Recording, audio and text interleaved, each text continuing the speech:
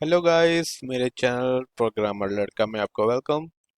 और जैसे कि हमने रिएक्ट का कोर्स स्टार्ट किया हुआ है, तो मैं आपको यही कहूँगा कि कोई भी चीज़ आपको अगर समझ नहीं आ रही तो आप प्लीज़ कमेंट सेक्शन में जाके पूछिए, मैं आपको जवाब दूंगा। मेरा फोकस ये है कि आपके कोई भी क्वेश्चंस हैं मैं उनका कमेंट्स में जवाब दूं, तो आप उधर जाके कमेंट्स करें। तो लेट्स स्टार्ट करते हैं अब लेक्चर। तो मैं आपको JSX और HTML के डिफरेंसेस के बारे में बता रहा था। अब उनमें से एक डिफरेंस ये भी है कि आप JSX में डायनेमिक डाटा भी पास कर सकते हैं और HTML में आप डायनेमिक डाटा पास नहीं कर सकते। कैसे करना है मैं आपको बताता हूँ। आपने कर्ली ब्रेसेस लगाने हैं और आप कोई भी जावास्क्रिप्ट का एक्सप्रेशन जो सा है इधर परफॉर्म कर सकते हैं। For example 2+2। ठीक है। तो जब मैं इसको सेव करता हूँ और सेव करने के बाद मैं चाहता हूँ लोकल होस्ट 5173 और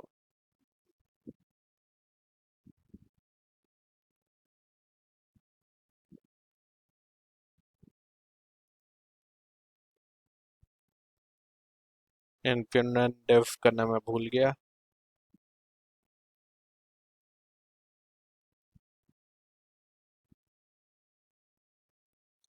तो ये देखें, आप कोई भी जावास्क्रिप्ट का एक्सप्रेशन आप इधर परफॉर्म कर सकते हैं, यानी कि आप JSX में जावास्क्रिप्ट के वर्ल्ड में वापस आ गए हैं। ठीक है। एक तो जावास्क्रिप्ट हम इधर लिख रहे हैं ना फंक्शन के अंदर, फिर जब हम रिटर्न करवा रहे हैं JSX, तो JSX के अंदर भी हम जावास्क्रिप्ट के सिंपल एक्सप्रेशंस लिख सकते हैं, वेरिएबल्स की वैल्यूज को एक्सेस कर सकते हैं। जैसे 2+2 4। अगर मैं इसको कर्ली ब्रेसेस के बगैर लिखता हूँ तो ये हार्ड कोडेड होगा, तो ये जैसा है वैसे ही इधर प्रिंट हो जाएगा।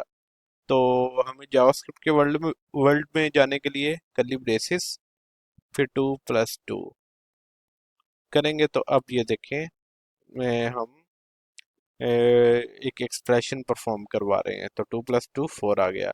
इसी तरह आप किसी वेरिएबल की वैल्यू को भी एक्सेस कर सकते हैं। फॉर एग्जांपल कॉन्स्ट नेम, और मैं जुनेद, और इसमें मैं अगर नेम लिखूंगा तो नेम ही प्रिंट हो जाएगा। मैं कर्ली ब्रेसेस लगा के नेम वेरिएबल को एक्सेस करता हूँ। अब देखें उसने वेरिएबल की वैल्यू को एक्सेस कर लिया है। तो इस तरह आप JSX में डायनामिक वैल्यू को भी एक्सेस कर सकते हैं। और जैसे हम अब आगे बढ़ते हैं, तो फॉर एग्जांपल एक यूज़र का ऑब्जेक्ट है, मैं एक यूज़र का ऑब्जेक्ट बनाता हूँ। आप ये ऐप कंपोनेंट के अंदर भी बना सकते हैं, बाहर भी बना सकते हैं, क्योंकि ये अभी हार्ड कोडेड है। तो यूज़र का ऑब्जेक्ट, तो सच हम इसको हार्ड कोडेड नहीं कह सकते, हम इसको मॉक डाटा कह सकते हैं। तो हार्ड कोडेड यही होगा। फॉर एग्जांपल मैं किसी वेरिएबल की वैल्यू एक्सेस नहीं करता, इस तरह ही लिख देता हूँ, तो ये हार्ड कोडेड हो जाएगा। तो अब मैं एक ऑब्जेक्ट बना रहा हूँ और इसमें मैं नेम की फील्ड है। तो फॉर एग्जांपल मैं ये तीनों फील्ड्स जो सी ऑब्जेक्ट की इधर से कॉपी करके इधर पेस्ट कर देता हूँ। एक नेम की फील्ड है, एक इमेज URL है, और एक इमेज साइज है। तो H1 में हम क्या करते हैं, डायनेमिक वैल्यू एक्सेस करते हैं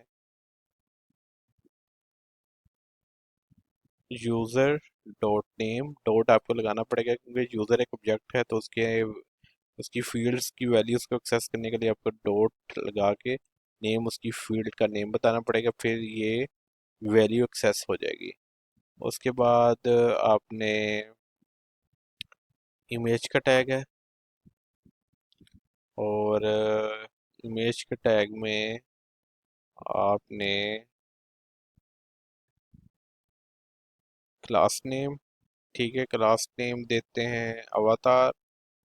और SRC, अब SRC में हमने अब एसआरसी हम एचटीएमएल में कैसे देते हैं, हम कोट्स लगा के फिर आगे जो भी पाथ है हम दे देते हैं। तो इधर मैं डायनेमिक वैल्यू पास करूंगा। तो मैं कर्ली ब्रेसेस, अब पहले हम वेरिएबल की वैल्यू को एक्सेस कर रहे थे एचटीएमएल के अंदर, यानी कि ओपनिंग और क्लोजिंग टैग के अंदर। अब हम जावास्क्रिप्ट की के वेरिएबल्स को एक्सेस करेंगे या डायनेमिक वैल्यूज को एक्सेस करेंगे एसआरसी या कोई भी एट्रीब्यूट है, जैसे क्लास नेम एट्रीब्यूट है। तो अब हम डायनेमिकली वैल्यूज को एक्सेस करें हैं एट्रीब्यूट्स के अंदर। तो क्लास नेम एक एट्रीब्यूट है, एसआरसी एक एट्रीब्यूट है, और एसआरसी में मैं यूज़र डॉट इमेज यूआरएल दे देता हूँ। तो अब मैं ये इमेज यूआरएल एक्सेस कर रहा हूँ एसआरसी में।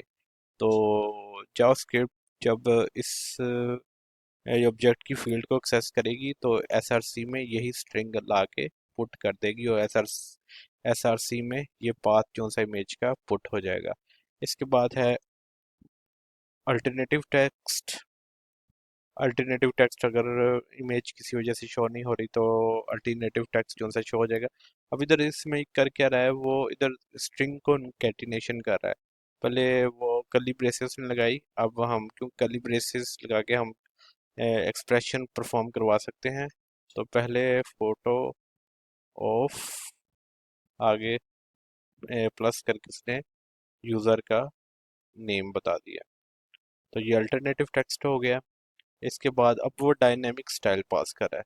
तो स्टाइल का एट्रीब्यूट, और स्टाइल के एट्रीब्यूट के बाद हमारा आ गया है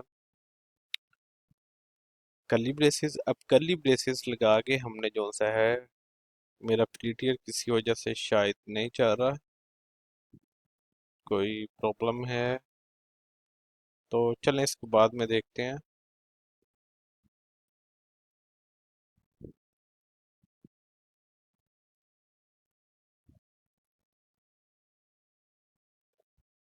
काफ़ी अच्छा, ठीक है। तो प्रीटियर के बाद में देखते हैं। तो स्टाइल के एट्रीब्यूट और इसके बाद हमने कर्ली ब्रेसेस लगाए। अब स्टाइल के एट्रीब्यूट में हमने ऑब्जेक्ट पास करना है। तो इसके लिए मैं फिर कर्ली ब्रेसेस लगाऊंगा, यानी कि ये मैं एक ऑब्जेक्ट पास कर रहा हूँ। तो हम जो स्टाइल्स जो से हैं क्लासेस तो हम करेंगे, अगर हम स्टाइल एट्रीब्यूट से कर रहे हैं तो हमें कर्ली ब्रेसेस पहले लगाने पड़ेंगे कि हम एक डायनेमिक वैल्यू देना चाहते हैं इस एट्रीब्यूट को, और वो डायनेमिक वैल्यू होगी ये ऑब्जेक्ट। तो ये जो दूसरे कर्ली ब्रेसेस हैं ये ऑब्जेक्ट के हैं। तो मैं अब इस ऑब्जेक्ट में with user dot image size, यानी कि इसकी विथ क्या होगी इस इमेज की, और साथ में height user dot image size. तो इस इमेज की विथ और हाइट हमने बता दी है। तो आप जैसे सीएसएस में कोई भी, इधर आप स्टाइल एट्रीब्यूट में जैसे एचटीएमएल में देते हैं, तो इधर भी आप कोई भी एट्रीब्यूट जो सा है वो कोई भी सीएसएस का की प्रॉपर्टी आप दे सकते हैं। तो ये फॉर एग्जांपल कोई भी सीएसएस की प्रॉपर्टी, फॉर एग्जांपल बैकग्राउंड है, कोई भी प्रॉपर्टी, लेकिन इसमें सीएसएस में हम क्या करते हैं, बैकग्राउंड कलर, इसमें हम कैमल के इसमें लिखेंगे बैकग्राउंड कलर, इस तरह। तो कोई भी आप सीएसएस की प्रॉपर्टी इधर दे सकते हैं। तो कंट्रोल एस से मैं सेव करता हूँ। सेव करने के बाद आउटपुट देखते हैं, तो हमारे पास ये आउटपुट आ रही है। तो इस तरह जेएसएक्स में आप डायनेमिक वैल्यूज़ एक्सेस कर सकते हैं। तो मेरे चैनल को लाइक करें, और कोई भी क्वेश्चन हो आप कमेंट सेक्शन में पूछ सकते हैं।